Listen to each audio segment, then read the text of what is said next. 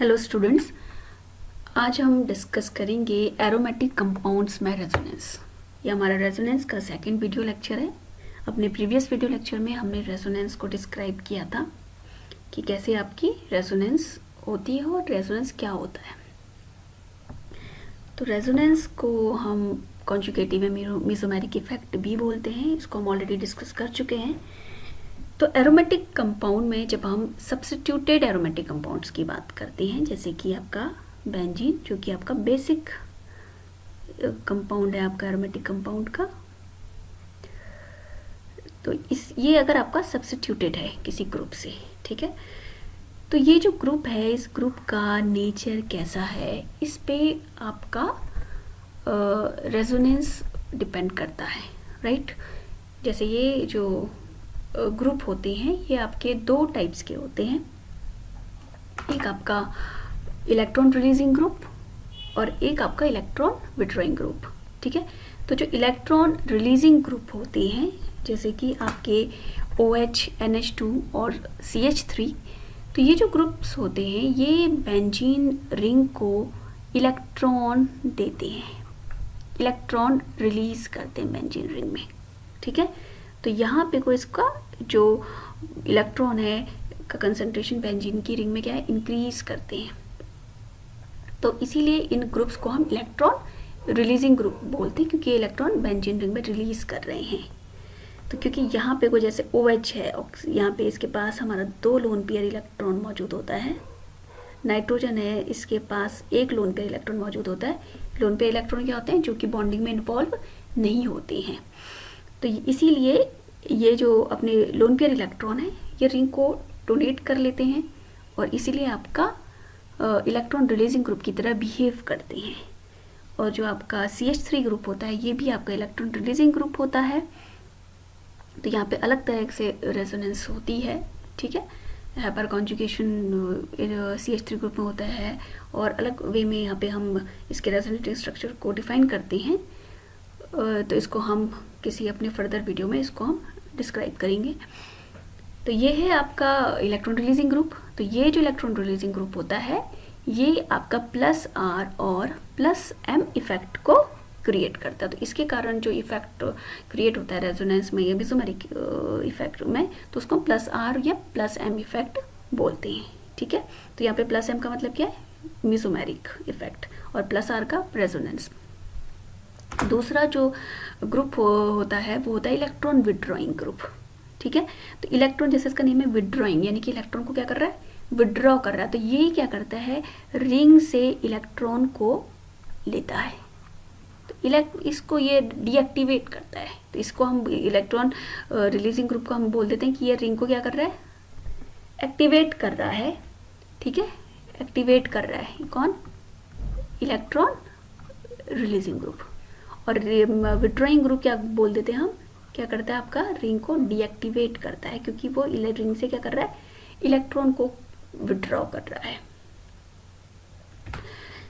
तो ये इन ग्रुप्स का, इलेक्ट्रॉन विड्रॉइंग ग्रुप का के एग्जांपल्स हैं आपके NO2, CHO, COH ग्रुप, ठीक है। तो ये आपका इलेक्ट्रॉन को रिंग से विड्रॉ करते हैं, इसीलिए हम इन्हें इलेक्ट्रॉन विड्रॉइंग ग्रुप कहते हैं। तो इनके थ्रू जो आपका इफेक्ट क्रिएट होता है उसको हम बोल देते हैं -R और -M इफेक्ट।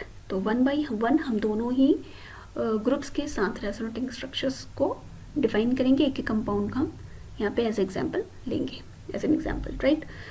तो जो हमारा फर्स्ट हमने जो डिफाइन कर रहे हैं हम, वो है आपका +R और +M इफेक्ट। तो ये इसके लिए हमने यहाँ पे एग्जाम्पल लिया है फिनॉल का।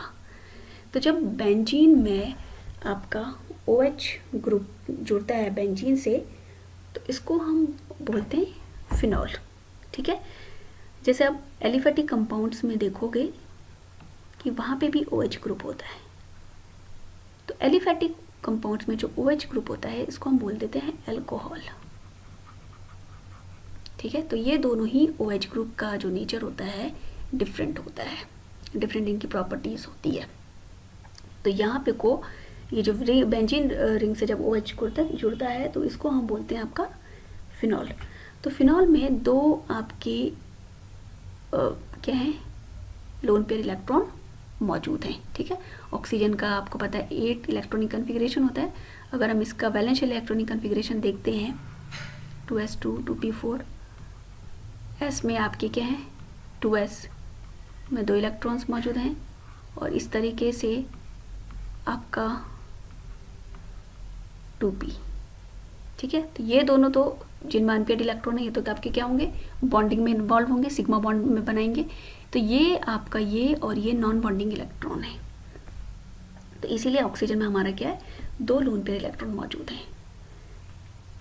तो इसीलिए ये आपका इलेक्ट्रॉन को डोनेट करने की टेंडेंसी रखता है। तो यहाँ पे तो इस तरीके से यहाँ पे हमने बेंजीन का फिनॉल में ये हमने रेजोनेटिंग स्ट्रक्चर्स को डिफाइन किया है। तो यहाँ पे को ये जो लोन पेयर इलेक्ट्रॉन है ये इसे यहाँ पे इस ऑक्सीजन और इस कार्बन एटम के बीच में ये इसको डोनेट करता है। तो यहाँ पे इस तरीके से आपका क्या बना हुआ है, कार्बन। तो बेंजीन जो है आपका, अगर हम बेंजीन का स्ट्रक्चर इस तरीके से ओपन करके देखते हैं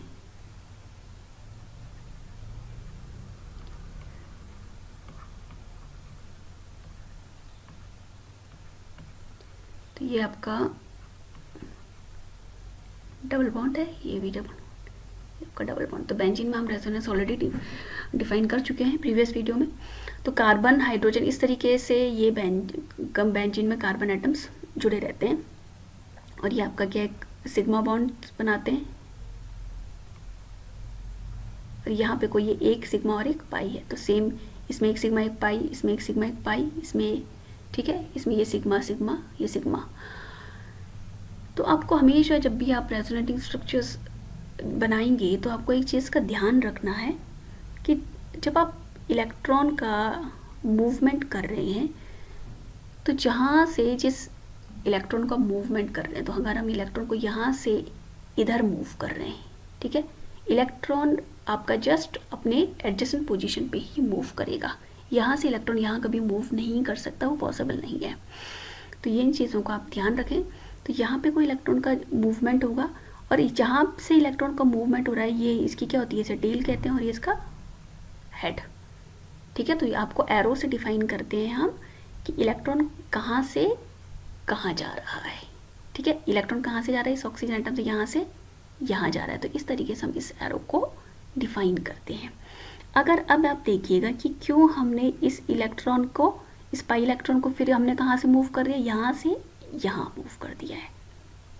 तो जब भी हम रेजोनेटिंग स्ट्रक्चर्स बनाते हैं तो हमें इस चीज़ का ध्यान रखना होता है कि जो कार्बन है, एक कोई और फर्दर एटम है, उसकी जो वैलेंसी है वो डिस्टर्ब नहीं होनी चाहिए। ठीक है, तो कार्बन की यहाँ पे कार्बन की जो वैलेंसी है, स्पेशली कार्बन की वैलेंसी आपको ध्यान रखना है कि कार्बन की वैलेंसी क्या रहनी चाहिए, आपकी 4 रहनी चाहिए। अगर कार्बन की वैलेंसी 4 से कम है तो उसमें या तो पॉजिटिव चार्ज होगा या आपका नेगेटिव चार्ज होगा। तो उसकी जो चौथी वैलेंसी है उसको पॉजिटिव चार्ज या नेगेटिव चार्ज उसको आपका वो एक्सप्लेन कर रहा है। ठीक है, जस्टिफाई कर रहा है। तो यहाँ से इलेक्ट्रॉन यहाँ चला जाएगा, क्योंकि अगर हम इस इलेक्ट्रॉन को यहाँ से यहाँ मूव नहीं करेंगे तो यहाँ पे कार्बन की वैलेंसी क्या हो जाएगी, 5, 1 ऑलरेडी 4 है, फर्दर 5 वैलेंसी यहाँ से आ जाएगी। ठीक है, तो इसीलिए हम पाई इलेक्ट्रॉन को यहाँ से इस कार्बन एटम में मूव कर लेते हैं। तो ये जो पाई इलेक्ट्रॉन इस कार्बन एटम और इस कार्बन एटम के बीच में है, तो वो आपका कहाँ जाएगा, इस पर्टिकुलर इस कार्बन एटम के बीच में आ जाएगा। तो इस तरीके से आपका जो नेक्स्ट जो रेजोनेटिंग स्ट्रक्चर बन जाएगा वो ये बनेगा। तो यहाँ पे क्योंकि ऑक्सीजन अपना लोन पेयर इलेक्ट्रॉन यहाँ पे दे दिया है, ठीक है, तो इसलिए ऑक्सीजन पे कौन सा चार्ज आ गया, पॉजिटिव।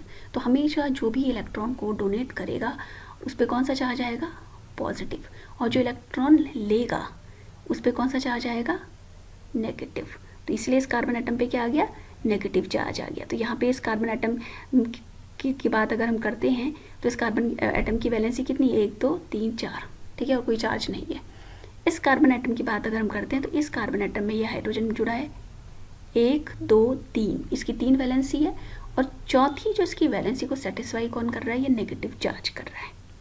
ठीक है, तो जो हमारा इसी तरीके से जो हमारा नेक्स्ट रेजोनेटिंग स्ट्रक्चर अगर हम यहाँ पे देखते हैं तो ये जो इलेक्ट्रॉन, अभी यहाँ पे एक कार्बन आ गया, ठीक है, ये नेक्स्ट कार्बन और ये नेक्स्ट कार्बन, तो यहाँ पे को अब ये इलेक्ट्रॉन कहाँ जाएगा,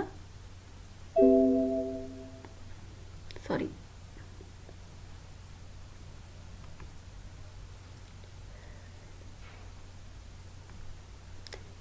तो ये जो इलेक्ट्रॉन है ये आपका यहाँ से इन कार्बन एटम के बीच में जाएगा। तो यहाँ पे को हम इस तरीके से इसको एरो को ऐसे डिफाइन करेंगे, ठीक है। और एट द सेम टाइम ये जो पाई इलेक्ट्रॉन है ये इस कार्बन एटम में डीलोकलाइज करेगा। तो इसी को हम क्या बोलते हैं, डीलोकलाइजेशन ऑफ पाई इलेक्ट्रॉन। और delocalisation of pi electron is called resonance. तो अब यहाँ पे इस कार्बन में नेगेटिव चार्ज आ गया है, ठीक है। तो अब यहाँ पे को इस रिंग में क्या होता है, नेगेटिव चार्ज क्या होता है आपका, डीलोकलाइज्ड करता है। तो अब नेक्स्ट जो हमारा रेजोनेटिंग स्ट्रक्चर बनेगा, ये आपका इलेक्ट्रॉन इन दो कार्बन एटम्स के बीच में आ गया, ठीक है, ये आपके दो इलेक्ट्रॉन्स हैं। और यहाँ पे को ये जो पाई इलेक्ट्रॉन्स हैं ये कहाँ चला गया, इस पर्टिकुलर इस कार्बन एटम के पास चला गया। तो हमेशा आपको ध्यान रखना है कि आपको एरो को किस तरीके से डिफाइन करना है। तो यहाँ पे अब नेगेटिव चार्ज आ गया और ये इलेक्ट्रॉन्स यहाँ पे आ गए। तो यहाँ पे भी अगर हम देखेंगे कि एक हाइड्रोजन जुड़ा है तो 1 2 3, इसकी 3 वैलेंसी और चौथी वैलेंसी कौन सेटिस्फाई कर रहा है, ये नेगेटिव चार्ज। तो इस तरीके से ये आपके फिनॉल में रेजोनेटिंग स्ट्रक्चर्स बनते हैं, ठीक है। तो अगर हम यहाँ पे का इसका एक हाइब्रिड स्ट्रक्चर देखें,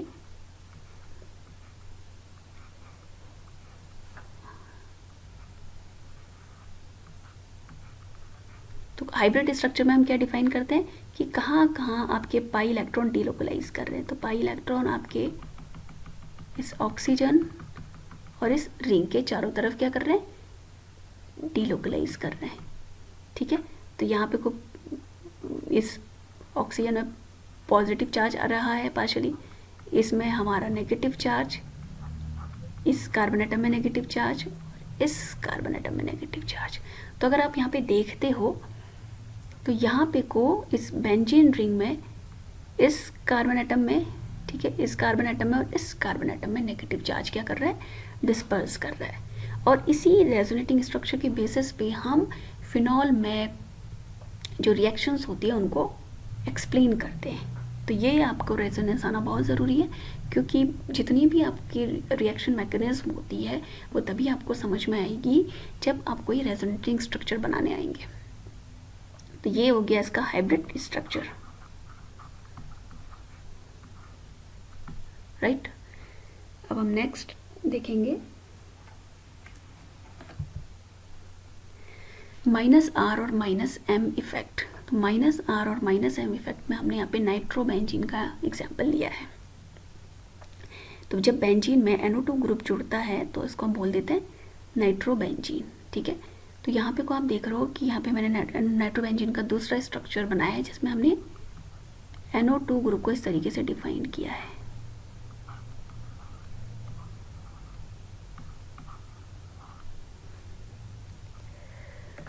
तो नाइट्रोजन का अगर हम देखते हैं, इलेक्ट्रॉनिक कन्फिग्रेशन देखते हैं, तो आपका 7 होता है इसका एटॉमिक नंबर, 1s2 2s2 और 2p3। तो यहाँ पे को S में 2 इलेक्ट्रॉन और P में आपका 1 इलेक्ट्रॉन होता है, ठीक है। तो नाइट्रोजन को अपना वैलेंस शेल कंप्लीट करने के लिए 3 इलेक्ट्रॉन्स की ज़रूरत है, जो कि आपके इन p ऑर्बिटल्स में आ सकते हैं। तो अगर हम इसका लुईस डॉट स्ट्रक्चर बनाते हैं, तो लुईस डॉट स्ट्रक्चर आप सभी को आना चाहिए। और ऑक्सीजन को अपना वैलेंस शेल इलेक्ट्रॉन कंप्लीट करने के लिए कितने इलेक्ट्रॉन्स की ज़रूरत होती है, 2। तो अगर हम यहाँ पे दिखाएं, इसके वैलेंस शेल में कितने इलेक्ट्रॉन है ऑक्सीजन के, 6 और नाइट्रोजन के 5, ठीक है। तो उसी तरीके से इस ऑक्सीजन के वैलेंस शेल में 6 इलेक्ट्रॉन है। तो अगर यहाँ पे देखेंगे नाइट्रोजन और ऑक्सीजन के बीच में आपका डबल बॉन्ड बन रहा है, ठीक है। 2 ऑक्सीजन के इलेक्ट्रॉन है, 2 नाइट्रोजन के इलेक्ट्रॉन है। लेकिन यहाँ पे अगर हम देखते हैं तो दोनों ही इलेक्ट्रॉन हमने किसके लिए हैं, नाइट्रोजन के, क्योंकि नाइट्रोजन आपका 2 इलेक्ट्रॉन्स इस ऑक्सीजन से नहीं ले सकता है, ठीक है, वो केवल क्या है 3 ही इलेक्ट्रॉन्स ले सकता है। तो 2 इलेक्ट्रॉन्स उसने किससे ले लिए, इस ऑक्सीजन से ले लिए। तो इस ऑक्सीजन से एक ही इलेक्ट्रॉन अगर लेगा तो एक इलेक्ट्रॉन नाइट्रोजन और एक ऑक्सीजन लेंगे तो इसके वैलेंशियल क्या हो जाएगा, इनकम्प्लीट हो जाएगा। तो नाइट्रोजन के ही दोनों इलेक्ट्रॉन को हम डिफाइन कर लेते हैं, दिखा लेते हैं कि नाइट्रोजन ही अपने दोनों इलेक्ट्रॉन क्या है ऑक्सीजन के साथ क्या कर रहा है, डोनेट कर रहा है, उसको ऑक्सीजन को दे रहा है। और जो नाइट्रोजन है इसका जो ऑक्टेट होता है ये इनकम्प्लीट होता है, ठीक है। तो यहाँ पे ऑड इलेक्ट्रॉन्स इसके वैलेंस शेल में होते हैं 1 2 3 4 5 6 7। तो यहाँ पे केवल क्या है 7, इनका ऑक्टेट तो कंप्लीट हो गया है। यहाँ पे 8 इलेक्ट्रॉन्स और यहाँ पे भी आपके 8 इलेक्ट्रॉन्स, लेकिन नाइट्रोजन का इनकम्प्लीट है। तो क्योंकि यहाँ पे नाइट्रोजन इलेक्ट्रॉन को इलेक्ट्रॉन्स दे रहा है तो यहाँ पे हम इसका जो रेजोनेटिंग स्ट्रक्चर है वो इस तरीके से इसे दिखा लेते हैं। हम इसे nitrogen positive, oxygen negative, double bond O, ठीक है। तो अब हम देखेंगे नाइट्रोबेंजीन में हमारे कैसे रेजोनेटिंग स्ट्रक्चर्स बनते हैं।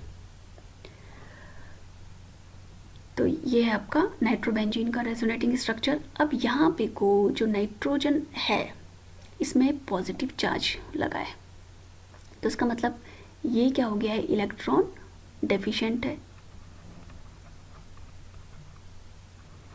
वैसे भी इसका जो ऑक्टेट है वो इनकम्प्लीट है, ठीक है। तो ये जो टेंडेंसी रखता है इलेक्ट्रॉन को विड्रॉ करने की टेंडेंसी रखता है रिंग से। और दूसरा यहाँ पे को ऑक्सीजन और नाइट्रोजन के बीच में अगर हम इलेक्ट्रोनेगेटिविटी देखें तो जो ऑक्सीजन है उसकी इलेक्ट्रोनेगेटिविटी नाइट्रोजन से क्या होती है, ज़्यादा होती है। तो ऑक्सीजन नाइट्रोजन से क्या करता है, इलेक्ट्रॉन को पुल करता है, अपनी ओर लेता है, ठीक है। तो यहाँ पे कोई जो पाई इलेक्ट्रॉन है वो किसके पास चला जा रहा है, ऑक्सीजन के पास, ठीक है। तो यहाँ पे रेजोनेटिंग स्ट्रक्चर्स को डिफाइन करने के लिए यहाँ पे जो पाई इलेक्ट्रॉन है वो किसके पास चला गया, आपका ऑक्सीजन के पास चला गया है, तो नाइट्रोजन और इलेक्ट्रॉन डेफिशिएंट हो जाएगा, ठीक है। तो एज अ रिजल्ट आपका जो नाइट्रोजन है वो बेंजीन से पाई इलेक्ट्रॉन्स को विड्रॉ कर लेता है, क्योंकि यहाँ से ऑक्सीजन क्या है, पाई इलेक्ट्रॉन अपने पास विड्रॉ कर रहा है, ठीक है। तो आपका नाइट्रोजन कहाँ से कर रहा है, रिंग से, क्योंकि अगर हम कार्बन की इलेक्ट्रोनेगेटिविटी देखें तो नाइट्रोजन से क्या है, वो कम है। तो यहाँ से नाइट्रोजन ने इलेक्ट्रॉन क्या कर लिया, आपका विड्रॉ कर लिया, क्योंकि ये जो नाइट्रोजन है ये आपका क्या है, इलेक्ट्रॉन डेफिशिएंट हो रहा है, ठीक है। एक तो खुद ही इसका ऑक्टेट इनकम्प्लीट है, दूसरा इसके साथ जो ऑक्सीजन जुड़ा है पाई इलेक्ट्रॉन बॉन्ड से वो इलेक्ट्रॉन को विड्रॉ कर रहा है नाइट्रोजन से। तो यहाँ पे को ये जो हमारा रेजोनेटिंग स्ट्रक्चर बनता है वो इस तरीके से बनेगा। फिर ये डबल बॉन्ड आएगा, इस ऑक्सीजन में नेगेटिव चार्ज आ जाएगा क्योंकि इसने इलेक्ट्रॉन क्या कम्प्लीटली अपने ऑर्बिटल में ले लिया है, ठीक है। और इस नाइट्रोजन का positive charge as such maintain रहेगा, क्योंकि इस नाइट्रोजन एटम से अगर इलेक्ट्रॉन रिमूव हुआ है, इलेक्ट्रॉन ऑक्सीजन के पास गया है तो उसने रिंग से ले लिया है। तो यहाँ पे भी नाइट्रोजन की अगर हम वैलेंसी देखेंगे 4 डिफाइन हो रही है, 4 बॉन्ड से जुड़ा हुआ है। तो यहाँ पे भी नाइट्रोजन हमारा 4 बॉन्ड से ही जुड़ा है और पॉजिटिव चार्ज उसमें एज सच मेंटेन रहेगा। नेक्स्ट, तो अब यहाँ पे आप देखोगे कि जो माइनस और माइनस एम इफेक्ट है, यहाँ पे को बेंजीन रिंग में प्लस एम चार्ज आ गया है, ठीक है। तो रिंग क्या हो गया है, यहाँ पे को डीएक्टिवेट हो गया है क्योंकि यहाँ पे से आपके इलेक्ट्रॉन की कमी हो गई है। तो वहाँ पे को प्लस आर और प्लस एम इफेक्ट में क्या कर रहा था, नेगेटिव चार्ज आपका डिस्ट्रीब्यूट हो रहा था, और लेकिन यहाँ पे को इलेक्ट्रॉन विड्रॉइंग ग्रुप के साथ प्लस चार्ज रिंग में क्या होगा, डिस्ट्रीब्यूट होगा। तो यहाँ पे को जो पाई इलेक्ट्रॉन है इस प्लस डिलोकलाइज कौन करेगा, डिलोकलाइज कौन करता है, पाई इलेक्ट्रॉन ही करता है। तो रिंग का पाई इलेक्ट्रॉन इस तरीके से डिलोकलाइज करेगा, इन दोनों कार्बन एटम्स के बीच में आ जाएगा, ठीक है। इसके पॉजिटिव चार्ज को न्यूट्रलाइज कर देगा और पॉजिटिव चार्ज इस कार्बन एटम में आ जाएगा, क्योंकि इस कार्बन एटम से जो पाई इलेक्ट्रॉन है ये आपका यहाँ चला गया, इन 2 कार्बन एटम्स के बीच में चला गया है, ठीक है। तो आपका पॉजिटिव चार्ज कहाँ गया, इस कार्बन एटम्स के पास। अब ये जो पाई इलेक्ट्रॉन है, अब इन दो कार्बन एटम्स के बीच में आ जाएंगे ताकि इसका पॉजिटिव चार्ज क्या हो जाए, न्यूट्रलाइज्ड हो जाए। और आपका पॉजिटिव चार्ज कहाँ जाएगा, इस कार्बन एटम में, क्योंकि यहाँ से पाई इलेक्ट्रॉन कहाँ चला गया, इन दो कार्बन एटम्स के बीच में चला गया। तो इस तरीके से यहाँ पे को पॉजिटिव चार्ज रिंग में डिस्पर्स कर रहा है, फैल रहा है, ठीक है। लेकिन डिलोकलाइजेशन किसका हो रहा है, पाई इलेक्ट्रॉन्स का ही हो रहा है, क्योंकि आपके पाई इलेक्ट्रॉन्स ही क्या करेंगे, डिलोकलाइज करते हैं। तो इस केस में अगर हम हाइब्रिड स्ट्रक्चर बनाएंगे तो इस तरीके का बनेगा।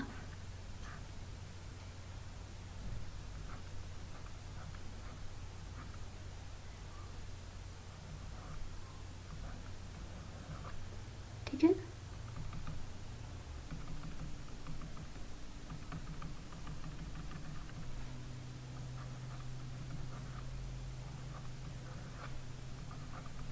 तो इस तरीके से जो हाइब्रिड स्ट्रक्चर होता है तो इसमें पार्शियल चार्ज दिखाते हैं। तो यहाँ पे को इन कार्बन एटम्स में पार्शियली पॉजिटिव चार्ज डिस्पर्स हो रहा है। तो प्लस आर और प्लस एम इफेक्ट में क्या होता है, नेगेटिव चार्ज। तो यहाँ पे को जो नाइट्रोबेंजीन है, यहाँ पे आपका रिएक्शन क्या होंगे, डिफरेंट तरीके से होगा, ठीक है। यहाँ पे को आपका जो अटैकिंग रिएजेंट है वो अदर वे में अटैक करेगा, और प्लस आर और प्लस एम इफेक्ट में अलग वे में, ठीक है। तो इसको हम नेक्स्ट वीडियो लेक्चर्स में, अपने कमिंग वीडियो लेक्चर्स में डिफाइन करेंगे कि कैसे इसमें रिएक्शन मैकेनिज्म होती है, ठीक है। और आपका जो अटैकिंग रिएजेंट होता है वो इलेक्ट्रोफाइल और निक्लोफाइल होते हैं, तो उसको मैं यहाँ पे डिस्कस नहीं कर रही हूँ। तो यहाँ पे केवल हम रेजोनेंस को डिस्क्राइब कर रहे हैं। तो ये है आपका नाइट्रोबेंजीन में और फिनॉल में रेजोनेटिंग स्ट्रक्चर्स। तो आई होप आपको समझ में आया होगा और बहुत केयरफुली आप इन वीडियोस को देखें, ठीक है। और अगर आपको कोई डाउट हो तो आप कमेंट सेक्शन में आप पूछ सकते हो। और आप ये जो वर्क है आप लोगों के लिए है, ये आपका होमवर्क है। तो आप एनिलीन में और बेंजल्डिहाइड में रेजोनेटिंग स्ट्रक्चर्स को ड्रॉ कीजिएगा, ठीक है। अगर आपको इनमें स्ट्रक्चर्स ड्रॉ करने नहीं आएंगे तो हम इनको किसी इन कंपाउंड्स के भी रेजोनेटिंग स्ट्रक्चर्स के वीडियो लेक्चर्स बनाएंगे, ठीक है। बट आप अपनी साइड से ट्राई कीजिएगा एनिलीन में और बेंजल्डिहाइड में रेजोनेटिंग स्ट्रक्चर बनाना। एनिलीन में अगर हम देखेंगे तो यहाँ पे एक लोन पेयर इलेक्ट्रॉन है, तो ये आपका डिफाइन करता है plus R plus M effect, और जो बेंजल्डिहाइड है ये minus R minus M effect, ठीक है। तो यहाँ पे को इस तरीके से बेंजल्डिहाइड में ये जो कार्बोनिल ग्रुप है ये इलेक्ट्रॉन को अपनी ओर पुल करता है, और इसीलिए ये जो कार्बन है ये आपका बेंजीन से रिंग को खींचता है, ठीक है। तो आई होप आपको ये वीडियो समझ में आया होगा। Thank you.